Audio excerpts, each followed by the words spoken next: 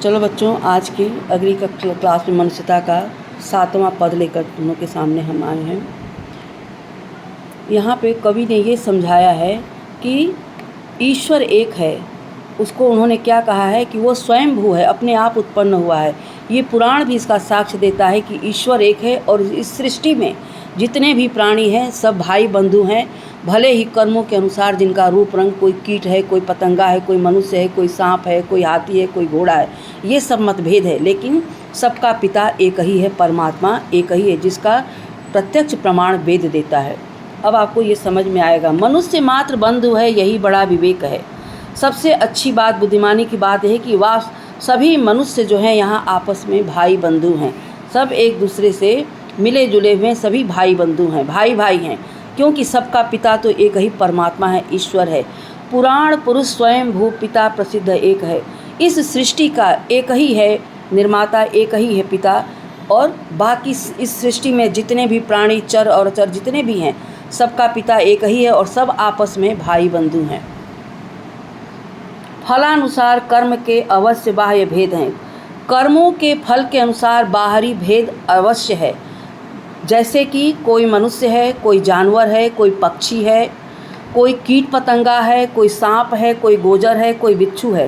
कर्मों के अनुसार उनका बाहरी भेद अवश्य है, लेकिन सब आपस में एक ही सृष्टि के प्राणी हैं। सबका एक ही पिता परमात्मा स्वयं ईश्वर है, जिसका प्रमाण स्वयं वेद देता है। प्रमाण उसका साक्षी है।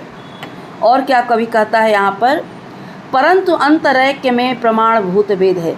इसकी एकता को स्थापित करने के लिए जो अंदर में है, वेद स्वयं प्रमाण के स्वरूप है कि सृष्टि में जितने भी जगत में प्राणी हैं सब आपस में भाई भाई हैं और सबका पिता एक ही परमात्मा है। अनर्थ है कि बंधु भी न बंधु की व्यथा हरे। इससे बड़ा अनर्थ और क्या हो सकता है कि एक भाई दूसरे भाई के कष्ट को हरण न करे। इससे बड़ा अनर्थ कुछ और नहीं हो सकता। वही मनुष्य है जो कि मनुष्य के लिए मरे। कवि यहाँ पे कहता है कि वास्तव में मानवता वही है, कल्याण वही है, भलाई वही है, परोपकार वही है, जिसका जीवन दूसरों के लिए व्यतीत हो। तो एक भाई दूसरे के भाई के कष्ट को क्यों नहीं हरण कर सकता। इस पद में कवि ने ये समझाया है कि इस सृष्टि में जितने भी प्राणी हैं सब आपस में भाई भाई हों, भले ही उनका रूप रंग बाहरी आकार भेद अलग हो, लेकिन सबका पिता एक ही परमात्मा है, स्वयं भी, जिसका प्रमाण वेद भी देता है। अब हम अगले पद में चलते हैं। चलो अभिष्ट मार्ग में सहर्ष खेलते हुए, विपत्ति विघ्न को जो पड़े उन्हें ढकेलते हुए। कवि यहाँ पर यह समझाना चाहता है पाठकों को कि जिस लक्ष्य का तुमने अपने जीवन में चयन किया है, चुनाव किया है, उस लक्ष्य को पाने के लिए प्रसन्नतापूर्वक तुम आगे बढ़ते जाओ।